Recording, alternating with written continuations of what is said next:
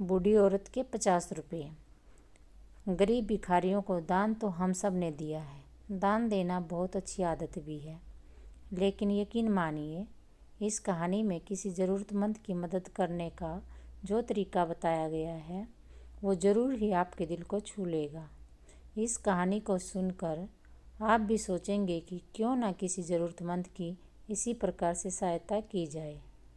एक शख्स पैदल किसी रास्ते से जा रहा था। उसने देखा कि सामने एक बिजली के खंभे में पेपर चिपका पड़ा है और उसमें कुछ लिखा हुआ है। उसमें लिखा हुआ था कि कल इस रास्ते से गुजरते वक्त मेरे 50 रुपये कहीं गिर गए हैं। मुझे ठीक से दिखाई भी नहीं देता था। कृपया इस रास्ते पर कहीं भी किसी को भी मेरे 50 रुपये मिले तो इस पते पर पहुंचा देना। नीचे लिखे पते को पढ़कर उस शख्स का मन भी वहां जाने को करने लगा। उस शख्स ने पते को याद किया और उसी तरफ बढ़ने लगा। वहां जाने के बाद जब उसने आवाज़ लगाई तो देखा कि गली के आखिर में एक झोपड़ी है और वहां से एक बूढ़ी औरत लाठी के सहारे बाहर निकल कर आ रही है।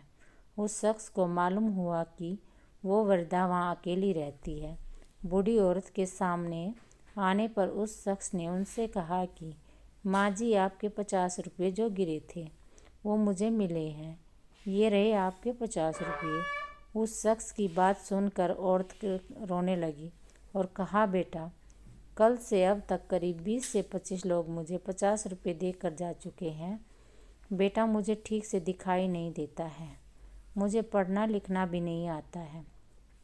ना जाने किसने मेरी हालत देखकर मेरी मदद के लिए ऐसा किया है। उस शख्स ने उसके ये बहुत कहने पर उस बूढ़ी औरत ने उनसे 50 रुपये तो ले लिए, लेकिन उस शख्स से विनती करते हुए कहा कि बेटा, जाते वक्त उस संदेश को फाड़ देना। ना जाने किसने मुझ पर तरस खाकर ऐसा किया है। उस शख्स ने सिर हिलाते हुए बूढ़ी औरत की बातें पर हामी भर ली। थोड़ी दूर जाने के बाद वो शख्स सोचने लगा कि आखिर मुझसे पहले भी तो 20 से 25 लोगों को यही बूढ़ी औरत ने वो संदेश फाड़ने को कहा होगा, लेकिन किसी ने उसे अब तक फाड़ा नहीं, तो फिर मैं कैसे फाड़ दूं। उस शख्स के मन में उस व्यक्ति के लिए बहुत ही आदर का भाव आ रहा था जिसने बूढ़ी औरत की सेवा के लिए इस तरीके को ढूंढा।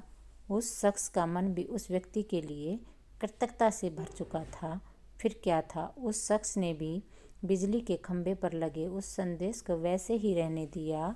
दोस्तों, इस कहानी से हमें यही सीख मिलती है कि हमारे मन में सिर्फ कर्म करने की इच्छा होनी चाहिए। मदद के तो अनेकों तरीके हैं। अगर हमारे अंदर किसी की मदद करने की इच्छा हो तो हम किसी न किसी रूप में भी ज़रूरतमंद की सेवा कर सकते हैं। कर्म तेरे अच्छे तो किस्मत तेरी दासी, नीयत तेरी अच्छी तो घर में ही मथुरा काशी। अगर आपको मेरी कहानी अच्छी लगी तो इसे लाइक करना, शेयर करना और चैनल को सब्सक्राइब ज़रूर करना। धन्यवाद।